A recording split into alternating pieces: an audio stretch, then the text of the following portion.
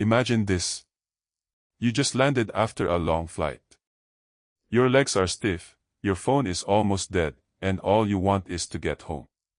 You walk up to the border officer, and you hand over your foreign passport, the one from the country where you were born, the one you have used your whole life without a single problem.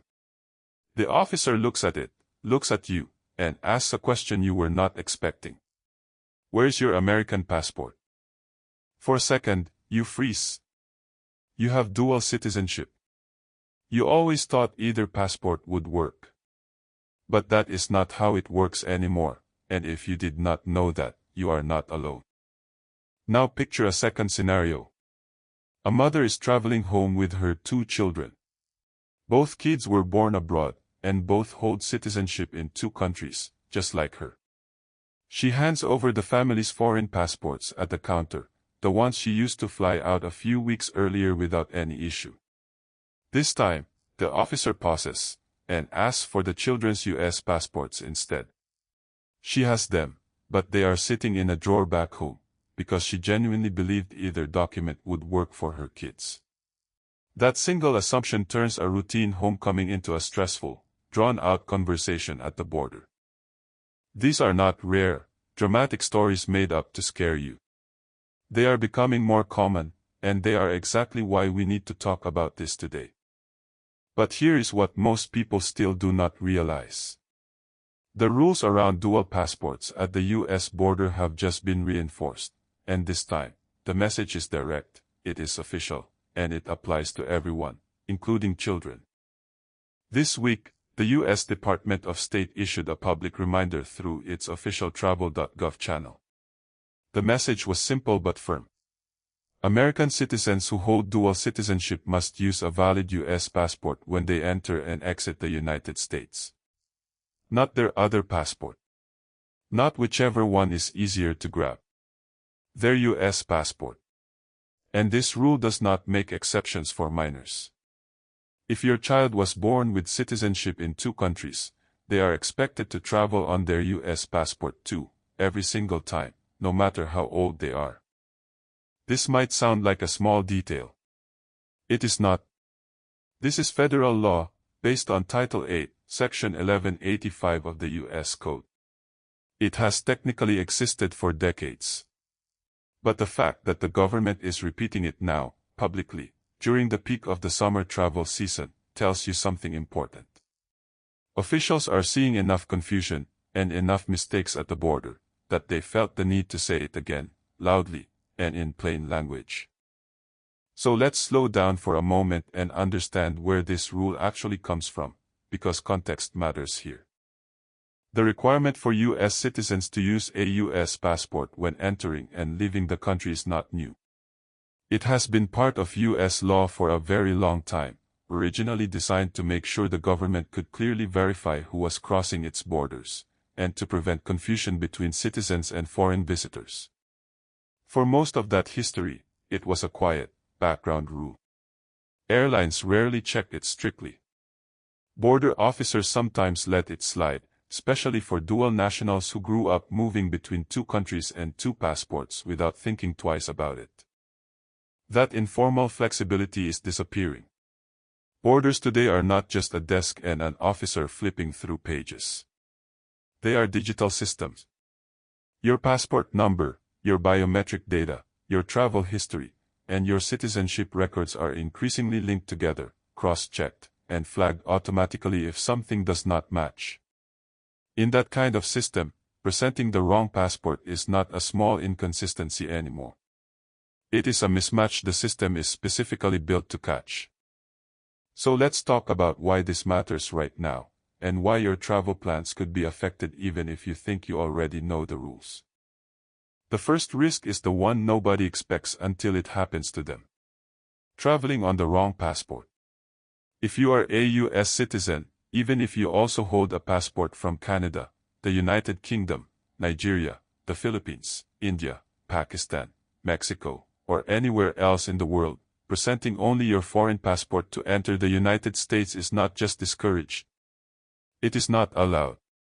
CBP officers, that is U.S. Customs and Border Protection, are trained to expect a U.S. passport from U.S. citizens.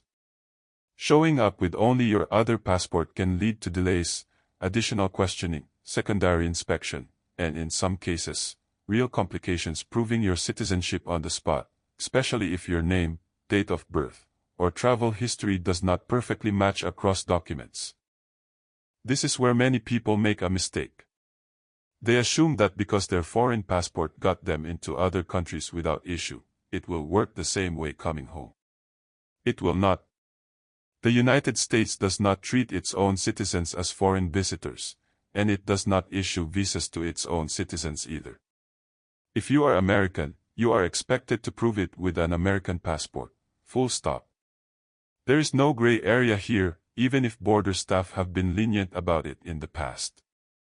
Let's break this down further by looking at some of the most common dual citizenship combinations, because the risk looks a little different depending on where your second passport comes from. If you are a US and Canadian dual citizen, you are used to a very relaxed border experience, since the two countries share such a long, well-traveled crossing. But relaxed does not mean rules do not apply. You are still expected to present your US passport entering the United States, and many consular offices actually recommend carrying both passports with you, using the US one for US entry, and the Canadian one if it is needed on the other side. If you are a US and UK dual citizen, this moment is especially important, because the United Kingdom has just gone through a major overhaul of its own entry rules for dual nationals. British dual citizens are now generally required to show a British passport, or proof of their right of abode, rather than relying on a foreign passport the way many did in the past. So if you hold both nationalities, you now have two separate systems, both tightening at the same time, both expecting the correct passport for the correct country. Mixing them up in either direction can cause real problems. If you are a US dual citizen with a passport from India, Pakistan, Nigeria, the Philippines, or another country where dual citizenship itself can be a legally complicated topic, the stakes get even higher. Some countries do not fully recognize dual nationality the way the United States does, which means your legal status, your rights, and even your ability to get consular help can vary sharply depending on which country you are physically standing in. Using the wrong passport in these cases is not just a technical mistake, it can affect how local authorities treat you if something goes wrong during your trip. The second major issue connects directly to all of this, and it catches even experienced, frequent travelers off guard. The electronic system for travel authorization, known as ESTA, is designed for foreign visitors from visa waiver countries. It is not for you if you are a US citizen, even if you also hold a passport from one of those visa waiver countries. The State Department specifically warned against dual nationals applying for ESTA using their non-US passport. Doing this is not simply a paperwork error.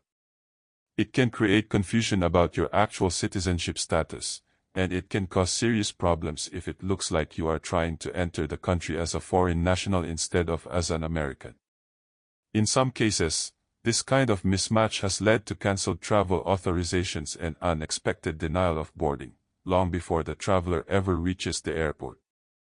Most travelers do not realize this until it becomes a problem, often at the worst possible moment, standing at an airport counter with a flight about to close, or halfway through an online check-in that suddenly will not go through. Now let's talk about something that adds another layer to all of this, and it is bigger than most people realize. In December of 2025, a new federal rule went into effect requiring CBP to collect facial biometric data from nearly all non-citizens at U.S. ports of entry and departure. This includes airports, land borders, and seaports. While this specific rule targets non-citizens, it is part of a much bigger shift happening at the U.S. border as a whole. Entry and exit are becoming more digitized, more automated, and more dependent on matching your face and your documents to a single, verified identity, tracked consistently across every trip you take. Think about what that actually means in practice.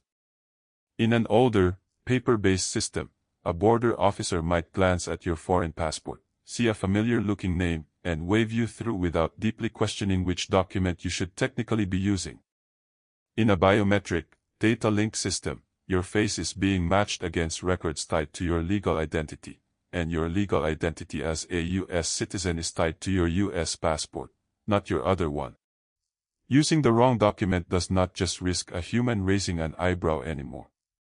It risks conflicting with what an automated system expects to see, and automated mismatches tend to trigger manual review, which means more questions, more waiting, and more stress for you and your family. This is where the picture becomes even clearer. Governments around the world are tightening how dual nationals move across borders, not just the United States. We already talked about the United Kingdom's overhaul for British dual nationals. Europe has also been rolling out its own tighter entry systems for travelers from non-European Union countries, adding new authorization requirements that did not exist a few years ago. If you are a dual national of any kind, anywhere in the world, this is a signal worth paying close attention to.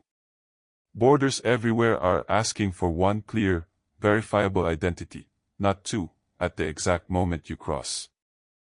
Now here is something you should know, because a lot of headlines have blurred the line between what is proposed and what is actually law, and this distinction really matters.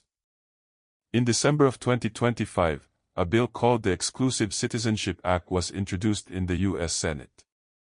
If passed, it would push toward eliminating dual citizenship in the United States altogether, forcing people to choose one nationality instead of holding two. This is not law. It is still sitting in the Senate Judiciary Committee. It has not been voted on, and dual citizenship remains completely legal in the United States today. Nothing about your current dual citizenship status has changed because of this bill. But here is why it still matters to you, even while it remains just a proposal. Even a proposed law like this creates uncertainty. It increases scrutiny. It puts dual nationals under a spotlight they were not necessarily expecting a year ago. And history shows that when proposals like this circulate through Congress, enforcement of existing rules, like the passport requirement we just talked about, tends to tighten in the meantime, almost as a kind of quiet preparation. That reminder from the State Department this week did not come out of nowhere. If this bill were ever to move forward, the practical effects would be significant. People might be pushed to formally choose one citizenship over another. Renunciation processes, which are already slow and complicated in many countries, could suddenly see a surge in demand, creating long delays for anyone caught in the middle. Families with children who hold dual citizenship by birth would face entirely new questions about their children's future status. None of this is happening yet. But understanding the direction things are moving in helps you make smarter decisions today, rather than reacting in a panic later. So what should you actually do with all of this? Let's make it practical, and let's go through this step by step.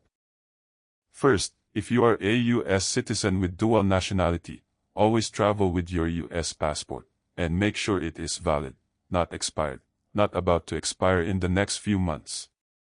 Airlines and border agencies in many countries expect passports to be valid for at least 6 months beyond your travel dates, so check that window carefully before you fly, not the night before your trip.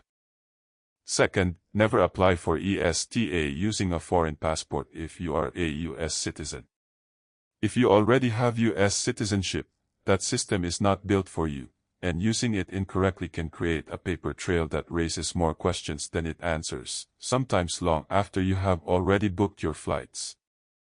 Third, if you have a dual citizen child, bring their U.S. passport, every time, even for short trips, even for family visits, even if it feels unnecessary for a toddler who barely remembers the last flight.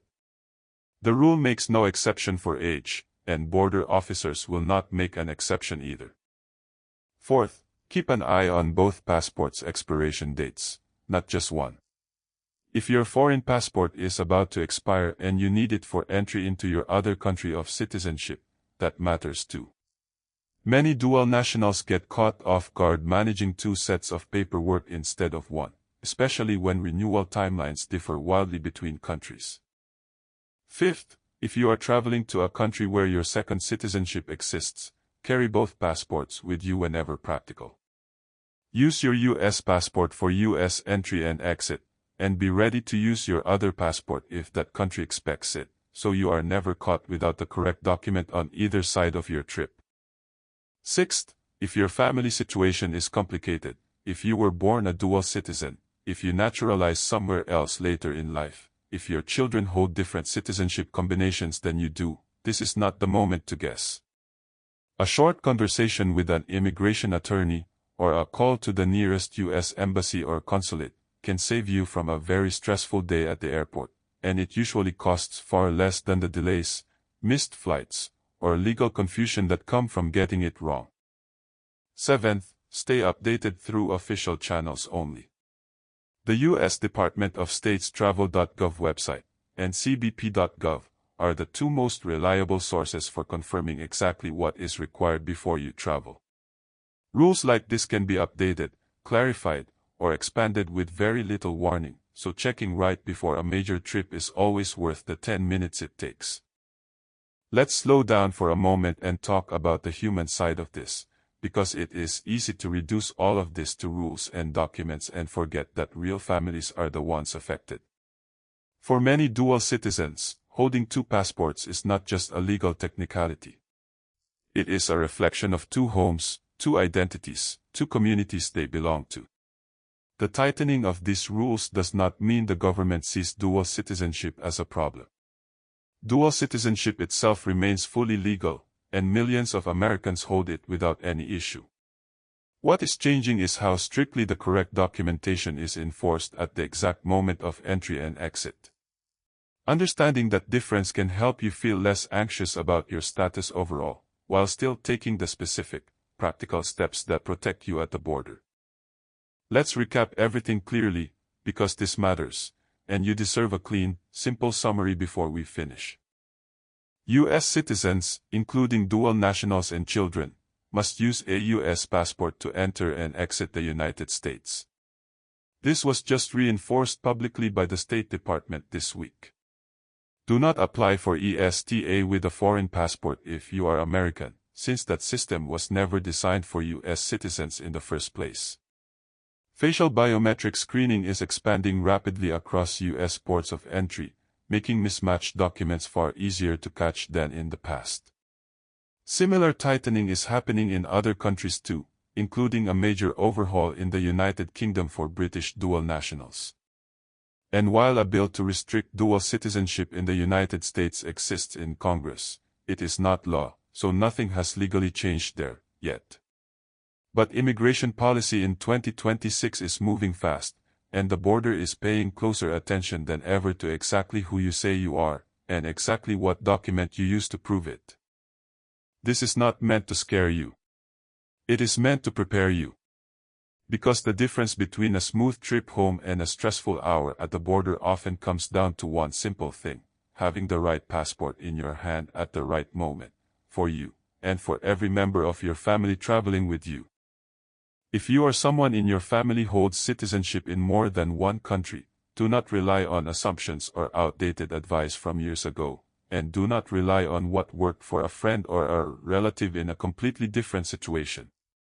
Every family's citizenship combination is a little different, and the details genuinely matter. Check the official State Department and CBP guidance before your next trip, take 10 minutes to confirm the current requirements, and pack the correct passport before you ever reach the airport. Share this video with anyone you know who travels with two passports, whether that is a parent, a sibling, a coworker, or a friend raising dual citizen kids, because chances are, they need to hear this too, and a shared video is far easier than a stressful phone call from an airport counter. And if you want to stay ahead of changes like this, the kind that quietly affect millions of travelers without making front-page news, subscribe, and turn on notifications, because this is exactly the kind of update we track closely, break down clearly, and explain honestly, so you do not have to find out the hard way, standing at the border with the wrong passport in your hand. Thank you for watching, stay informed, travel prepared, and we will see you in the next video.